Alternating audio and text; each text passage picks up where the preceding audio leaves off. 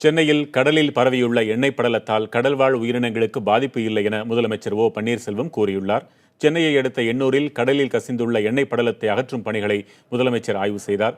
பின்னர் செய்தியாளர்களிடம் பேசிய அவர், காஞ்சிபுரம் மாவட்ட கடற்பகுதியில் படிந்துள்ள எண்ணெய் படலம் 95% அகற்றப்பட்டு விட்டதாக கூறினார்.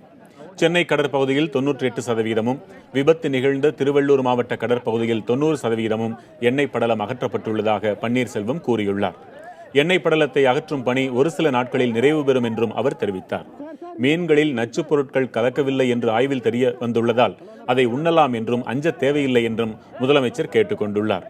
விபத்தில் கப்பலை இயக்க பயன்படும் பர்னஸ் ஆயில் தான் கடலில் கலந்திருப்பதாக அவர் தெரிவித்துள்ளார். பாதிக்கப்பட்ட மீனவர்களுக்கு உரிய நிவாரணம் வழங்கப்படும் எனவும் முதலமைச்சர் உறுதியளித்துள்ளார்.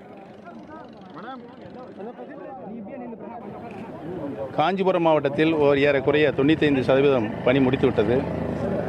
சென்னை மாநகர எல்லையை ஒட்டியிருக்கின்ற கடற்பகுதியில் கிட்டத்தட்ட ஒரு 98% முடிந்திருக்கிறது.